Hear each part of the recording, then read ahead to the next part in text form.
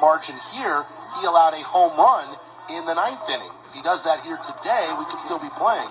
Another housekeeping business, Kobe Foster stays in the game to play first base. Foster, outstanding pitcher for Tennessee Wesleyan, but came in as the pinch runner after Evan McGill had the leadoff double in the top of the 9th. Foster, though, was left stranded at second. 6, 7, 8 hitters due up for Bellevue. Doolin with that live arm comes in with a breaking ball that catches the inside corner for his strike. Oh, and that fastball can get up in the mid-90s. 0-1, down and away, ball 1. In the final game of the opening round for Tennessee Wesleyan, he pitched the final 3 innings to close it out and to pick up his 9th save. So, no stranger to being in these back-end tight spots with so much on the line. This is an elimination game. 1-1 goes with the high gas. And Matthew Soroy can't catch up to it.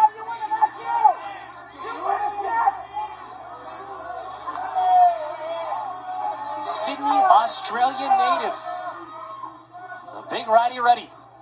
1-2 check swing. Did he go around? He did not. Appeal to the first base umpire, Colin Price. The Tennessee Wesleyan fans very upset about that call. Let's get another look at it right here. I think it's a good call. Great camera angle on that replay. And I think you're right. It was close, but it looked like he was just able to hold up. The 2-2. Fastball, strike 3 called on the outside corner. And that is a fastball, Craig, unlike any other we have seen in this game. The velocity is certainly taking a tick up with Doolin taking over here in the 9th. Good pitch on the outer half. There's Josh Vaughn, 1 for 3. Not sure where that one missed. Neither was the catcher Turner. You can see his reaction.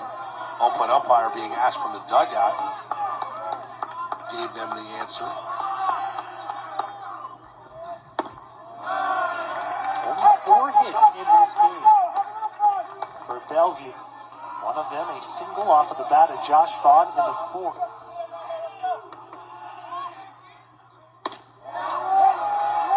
You can hear that ball smack the catcher's glove as it finds the outside corner for a called strike.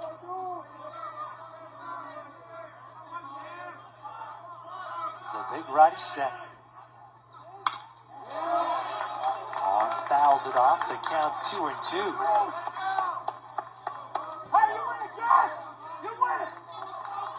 Doolin 70 strikeouts in 50 1/3 innings entering this game.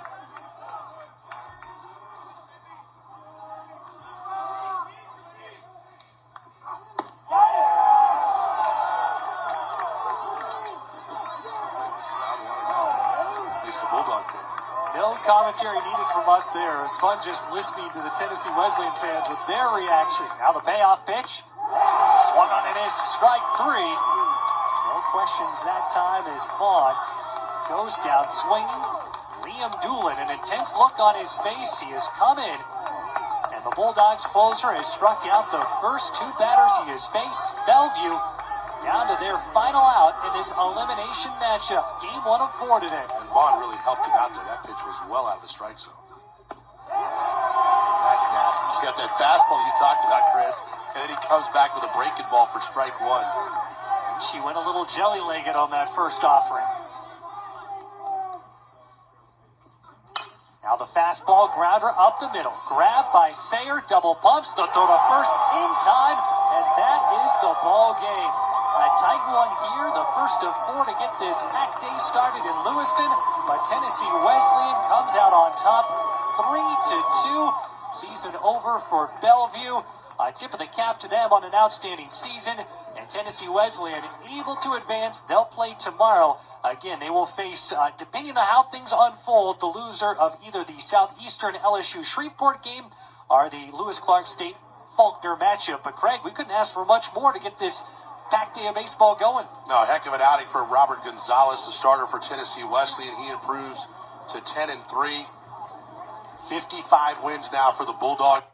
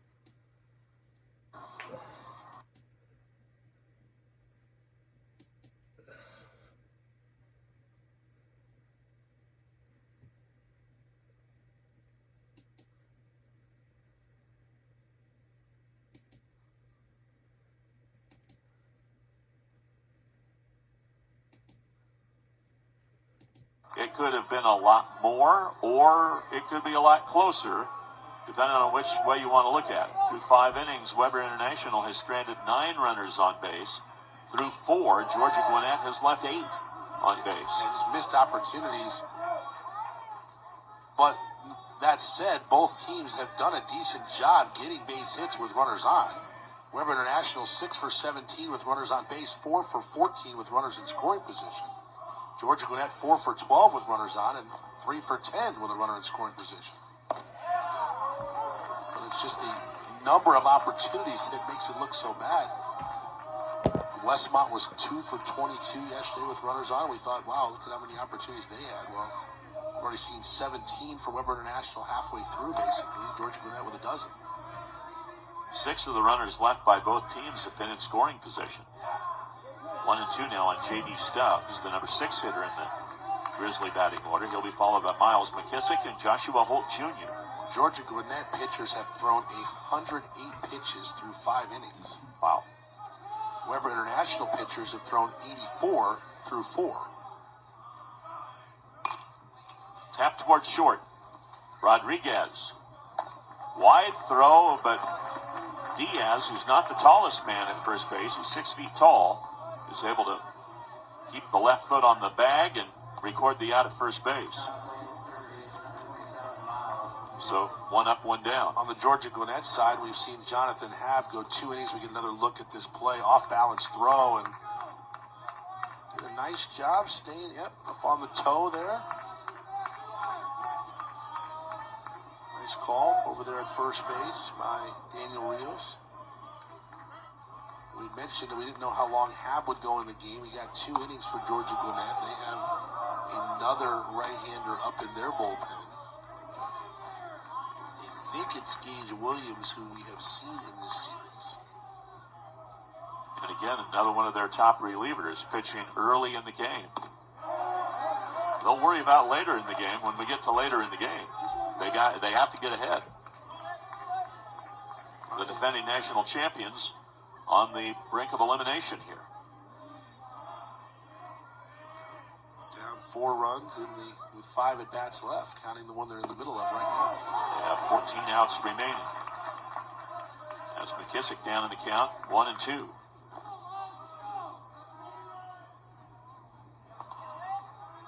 McKissick has been a hot hitter over his last 11 games, batting .462 with a home run and 9 RBI.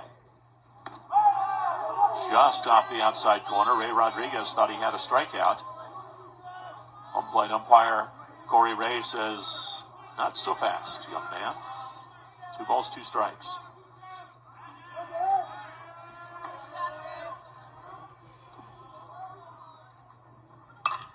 Breaking ball popped up. Shallow center field, Dobianski coming on. And he makes the catch, and there's 2 down in the inning. 2 up, 2 down for Georgia Gwinnett. They have not been retired in order. They had only 1 hit in the second inning. 4 men came to the plate. Weber International's been retired in order in the first inning. That's been it for them. As far as being out, and did not pitch again.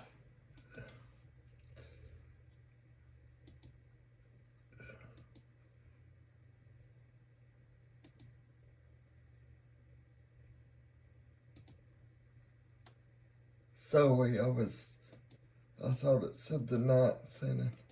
Inner third, I would say, just above the knee. Well-located fastball. So 2 up there, and that flag, unless Georgia Gwinnett can rally here in the 9th, will be taken down. The state flags of Nebraska, California, and Kansas have all left us. There's the Georgia flag right there, and that will be the 4th state flag down unless the Grizzlies can rally here in the 9th inning. They need 6 runs to tie, 7 to win. That is Praxi Vigil, who's looking for the save. And that is Livingston Morris, who's looking just to make contact. The ball made contact with him today. He has not made contact with the ball. He's 0 for 3 and has struck out all 3 times. But he definitely can make contact with the ball. He has done so on many occasions this year. 19 home runs. 37 extra base hits for the 6'4", 252-pounder.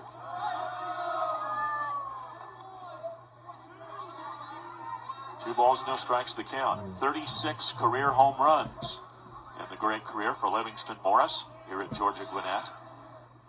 19 of those 36 coming this year, 17 last year. Rips that one into left field for a base hit. And he gets the 9th inning started for the Grizzlies. They need a bunch more base runners after him. Well, it starts somewhere, and Yep. he gets a base hit. Now we've got a conversation, so some kind of a substitution. Maybe going to run. I think that's exactly what's going to happen.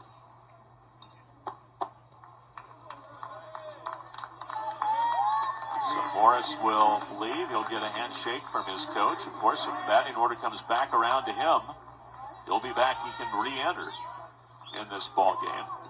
As the pinch runner is on. This is not a courtesy runner. This is a pinch runner. Ryan Hunt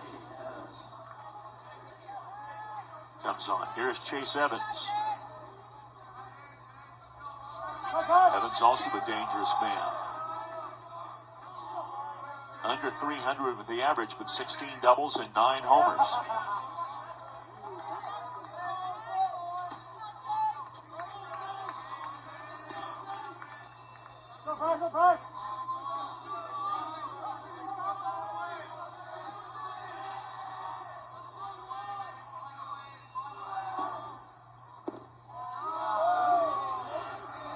One and one the count. These teams met March 11th in Florida, and they split a doubleheader. So, in a way, the rubber game of the match.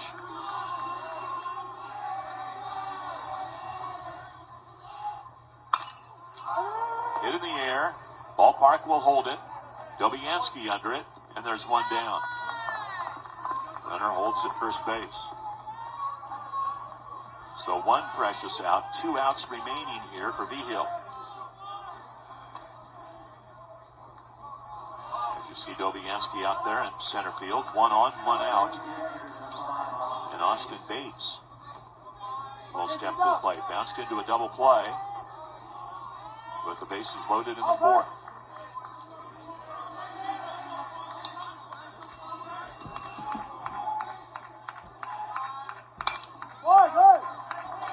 Fouled out of play. 0-1.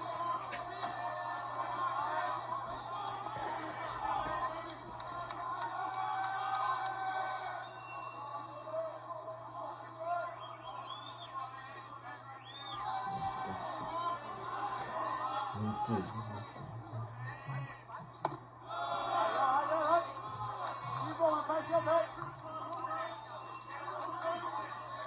I believe if the winner of this ball game plays at 11, plays the second game tomorrow, I think the second loser out game. I think the time is determined, but perhaps the opponent isn't yet. Correct. I don't know if that changes up soon. I mean, I guess That might change the time. If somebody loses late tonight, Yeah. you don't want them to have to come back and play the first game tomorrow, especially if it goes beyond midnight. So it's possible that can be moved around. A lot depends on if you've already played an opponent here in the World Series. If you'd be matching up with that opponent, then they change opponents. So we don't really have probably games set in stone at this point in time, or we can say, okay, Weber International is going to play this team at this time because they're going to be playing one of the losers of the games coming up. Another pitch runner. Oh, this So, actually could be a courtesy. this is a courtesy runner. Bates on base here. And so this will be a courtesy runner, and that will be Adam Alisea Brooks.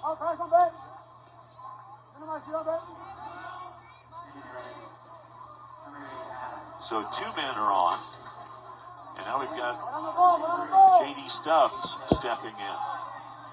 So they still have a ways to go here to bring the tying run to the plate. They have 2 men on, with 1 man out here in the bottom half of the 9th inning. Stubbs singled and doubled his first 2 times up. Which I think the only matchup that could be a repeat.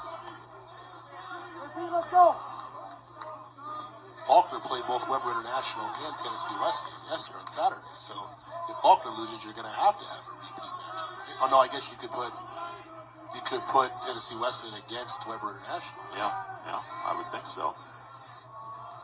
So somebody would have to change times at that point because they're going to play each other. Yeah. So I guess what we're trying to say is you just wait till the end of the day, and of course that's going to come in the middle of the night for you folks on the East Coast. Pitch fouled out of play, and the count 0-2 now on Stubbs. But when play ends today, they'll figure out who's where and who's playing who, and they'll let that out. So when you wake up in the morning, you can get all the details. Games start at 11 in the morning here tomorrow, Pacific time. So 2 in the afternoon in the East. So you've got some time to figure all that out in the morning. And whether you need to be viewing and when you need to be viewing. Out of play. Count still 0-2 on Stubbs. So the games are at 11 o'clock tomorrow, 3 o'clock tomorrow afternoon, and then 7 o'clock tomorrow night. Those are all Pacific times here in Lewiston. There will be elimination games, the first 2 games, and then the final winners bracket game. The 2 winners of the next game coming up will play tomorrow night.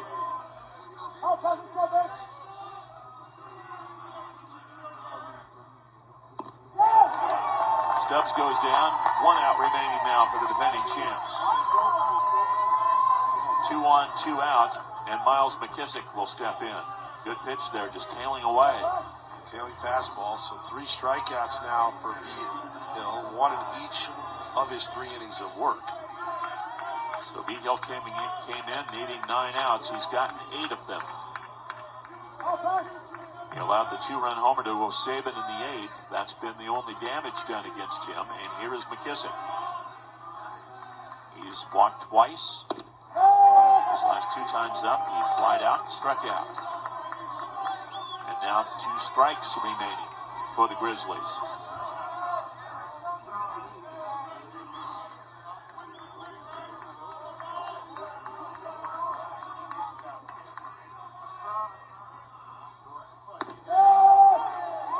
Now 1 strike remaining.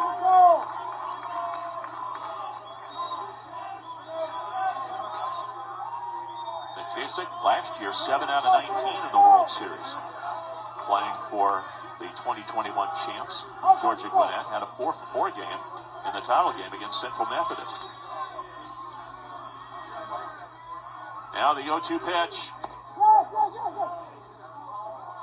Outside, he had a notion but held up. And we'll have at least 1 more pitch as we see the replay. Good call.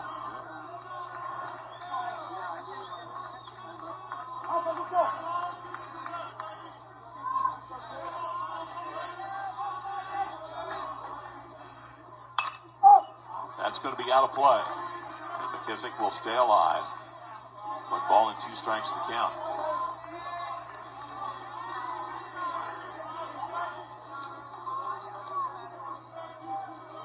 Our next game here this evening will start sometime after 5:30 Pacific time. That'll be Tennessee Wesleyan.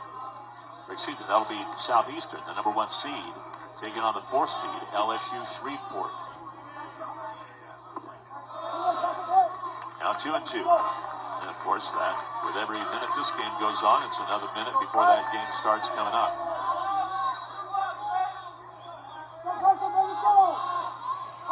Probably looking at closer to 5:45. Yeah, I would say it's probably pretty close then, sometime between, depending on how much time exactly they give between games, somewhere between 5:30 and 5:45 if this game ends fairly soon. 3 balls, 2 strikes to count.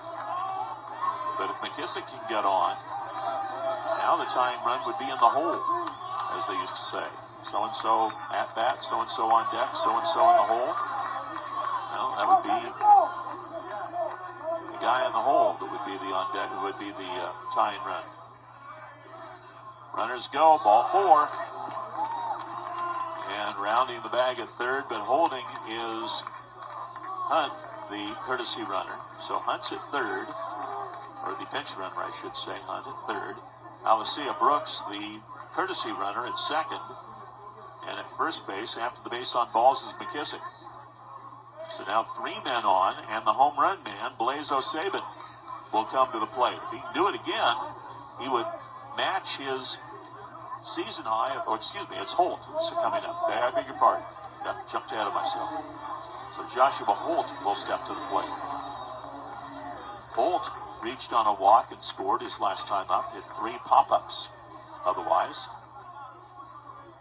One to the outfield, to the center fielder, but not a well-struck ball. So Holt, his job here, just to keep it going. He has 3 home runs on the year. And 5 triples. Here's one in the dirt. Good job by the freshman catcher Blackmore to smother that. 1 ball, no strikes the count. 5 triples by Holt leads this Georgia Gwinnett team. It'll be interesting to see if they could possibly get that tying run to the plate. Create a little, all Holt Jr. right now is trying to do is pass the baton and create a little drama. Holt foul. 1 ball, 1 strike. I think Weber International would just as soon not use Dawson Young. I don't know if they've got anybody going in the bullpen or not, but Young's probably the closest thing they have to a closer. They do have somebody up in the pen. We saw Young yesterday, I believe. And that is Dawson Young up and throwing. That is Young in the bullpen. Swing and a miss. Pulled the string on him. 1 ball, 2 strikes to count. So again, Georgia Gwinnett down to their last strike. I would throw that pitch 3 more times because my guess is you're going to get one of them in the zone that he's not going to do anything with.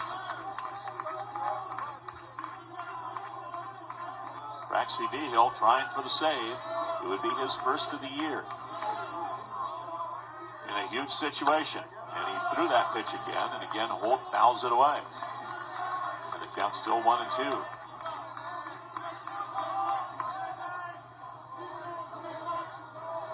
Vigil trying to save it for Ray Rodriguez, who would win his 4th game of the year.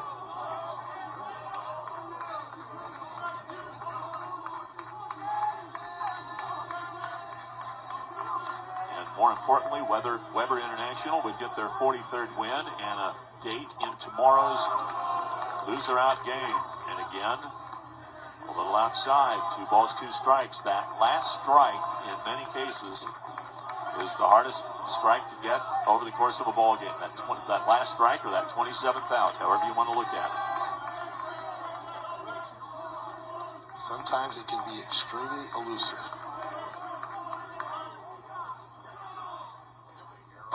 Swing and a miss. And we will have a new NAIA national champion in 2022. Joshua Holt goes down on strikes, and Weber International defeats the defending champions, Georgia Gwinnett, by the score of 11-5. Gwinnett ends their season with 46 wins and 16 losses. Weber International improves to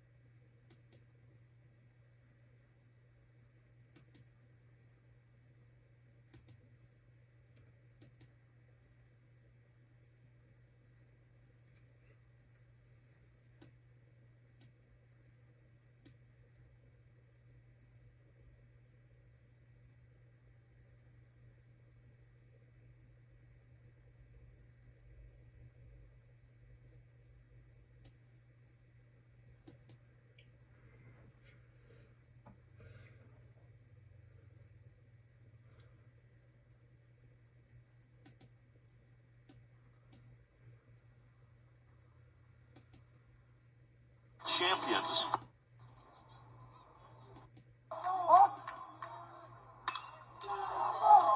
Four runs for the Fire. And they're trying to slam the door shut on the pilot. Just took you out of a double play possibility, so you got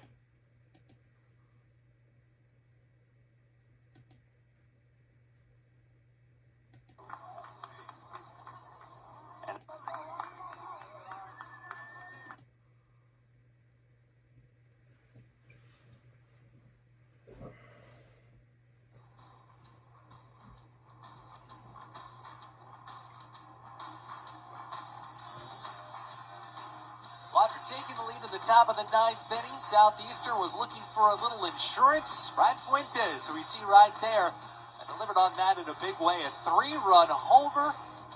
And now it's an 8-4 lead for Southeastern. Bottom of the ninth. This is a talented LSU Shreveport team. No, they've got other plans. They are looking to rally themselves.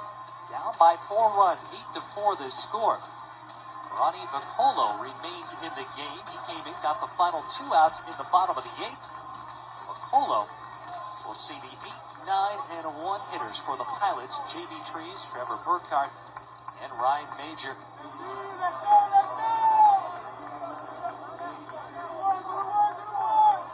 Jam-packed day of baseball here. It got started at 10:30 a.m.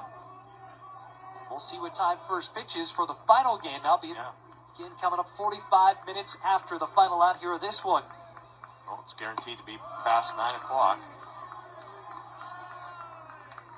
Chance to enjoy a lot of baseball, whether you've been tuned in since that opening pitch of the first game or just joined us here for this one. We really appreciate you joining and coming along for the Avista NAIA World Series. 2-0 the count here to J.B. Trees. He's 0 for 2. Did lay down a successful sac bunt in the 5th. You're Vicolo, you're trying not to give the Pilots any oxygen here. Yeah, exactly. And I got to think they're taking, well, I guess not. I was going to say, I think he's probably taking on a 2-0 count because you need base runners, but that wasn't a take swing. How about that?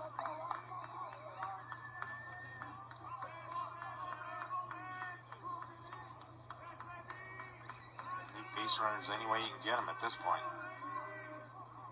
A bit of a low heater. Trees swings and misses out. 10 hits for Southeastern.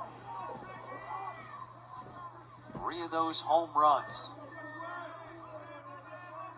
6 hits for the Pilots. Can they rally in the bottom of the ninth? 2-2, a swing and a miss. Vicolo strikes out Trees, 1 down. And the Pilots down to their final 2 outs here. Game 3 of the day, the first 2 elimination games. So Bellevue and Georgia Gwinnett having their runs come to an end. So we will have a new champion with Georgia Gwinnett falling today to Weber International. The loser of this game, the loser of the next game coming up, are still alive, but a tougher road ahead of them.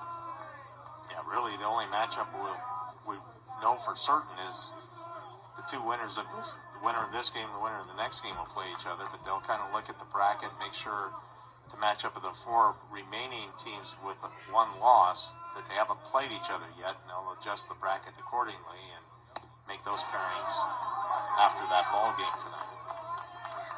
1-0 pitch, a strike to Trevor Burkhardt. Burkhardt, the number 9 hitter, 0 for 3. Vicolo comes set. It's a foul tip, and momentum right now seems to be on Southeastern's side. This was a 4-4 game entering the top of the ninth, but 2 home runs, driving in 4 runs for the Fire. And they're trying to slam the door shut on the Pilots. 1 out, the 1-2 offering. Bouncer goes to Marcano. Gobbles it up, fires to first, retires Burkhardt. And now the Pilots down to their final out.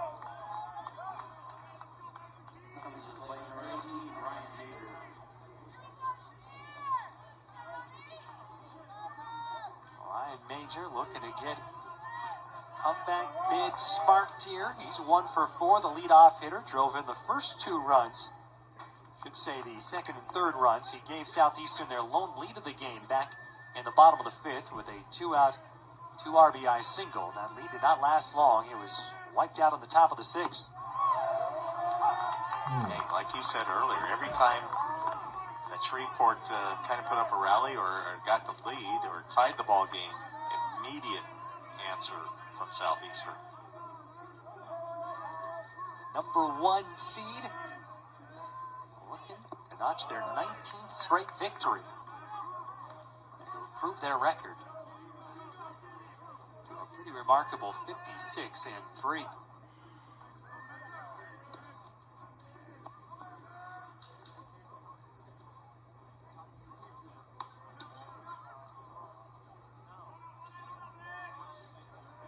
That is impressive. 50, win 56 of 59 ball games. That is impressive. You got to think at some point in time, just somebody's off. A pitcher, something is off. And it really didn't happen that much for him this year. And just the way your pitching staff is maybe, some of your top guys aren't available. The bats are quiet for a day. Just something. Yeah, defense commits 3 errors. Just a characteristic, something like that. 2 outs here. They count 1 and 2. Swung on a tapper. This could do it. Marcano charges for the throw to first in time, and Southeastern wraps up the win over LSU Shreveport. A wildly entertaining game that was defined by home.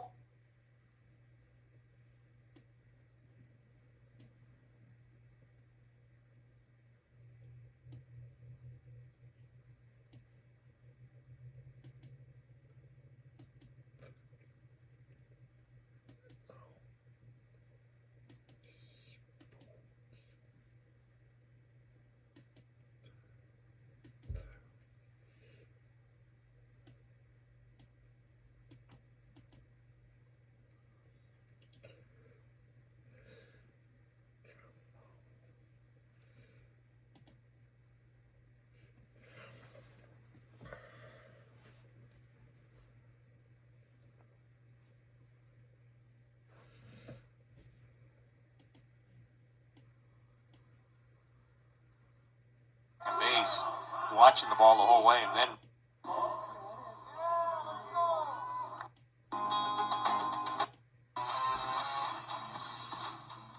these lights. They could not take advantage. So now here's have a new man hits, and LCF regardless of what you're doing. exactly. Especially when you have 1 hit in the first 8. But like he said, you can see there's potential. We haven't had a repeat champion, correct me if I'm wrong. The Eagles try for a big rally. They have 1 hit in this ball game. They need 6 runs. Here in the bottom of the 9th to stay even, as Cameron Smith has been very impressive since coming in, retiring all 4 men that he has faced. Yeah, 3 flyouts in the last inning, like you talked about, 1 to each part of the field, and then a strikeout. That's kind of been the way the evening's gone for the Faulkner bats, just 1 hit. Austin Day struck out 14 and walked 5. Faulkner's stranded 6 so far in the contest. Signs takes a ball, 1-0. Signs with a home run against Tennessee Wesleyan on Saturday, trying to keep the 6-game hitting streak alive.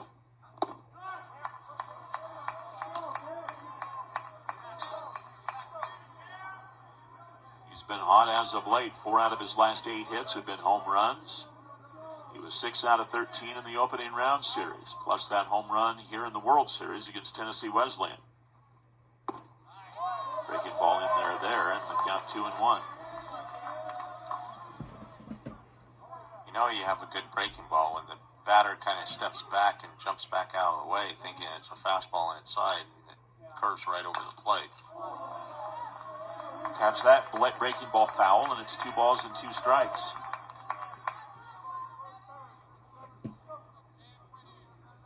Smith will not qualify for a save in this ball game, I don't believe. Let's see here. He came on with the bases loaded. Yeah, the on-deck circle, the hitter, the tying run was in the on-deck circle. So, yes, he will qualify for a save. And striking out his Signs. So, in all likelihood, his 6-game hitting streak is over. Another breaking ball. That's been a good pitch for him so far. Yeah. A lot of movement on that ball. So 1 out. Here's Jordan Funk. fastball that time, 0-1 the count.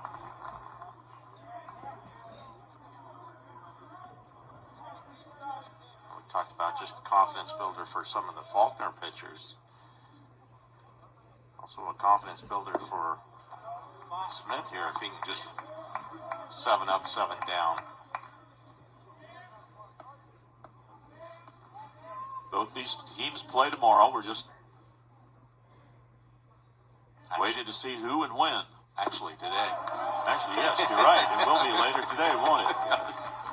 We'll be back here in about, 10 hours or thereabouts getting ready for baseball.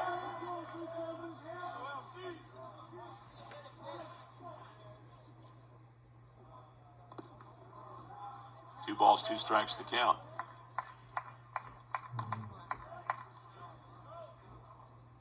Yeah, 6 teams left in the 10-team field. 4 of the flags out in left field are gone. Flags from the states of Kansas, Nebraska, California, Georgia. Georgia Gwinnett, the defending champions, eliminated today, so we'll have a new champion in 2022.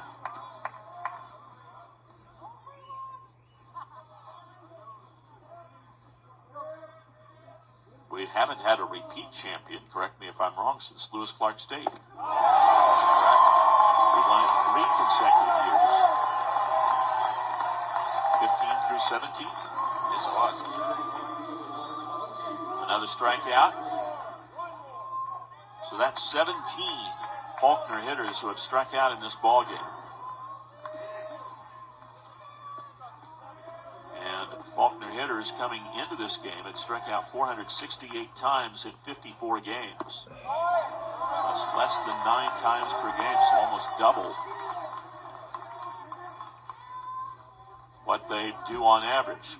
This man is the reason we don't have a no-hitter up for grabs right now in the 3rd inning. Jack Brinkley, a base hit. He struck out his other 2 times, and he's now down 0-2.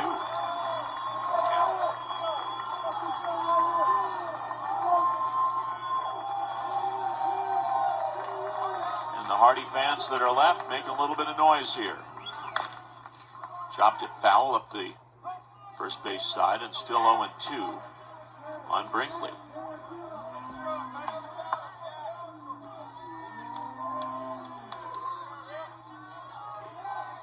We know that Tennessee Wesleyan, Weber International,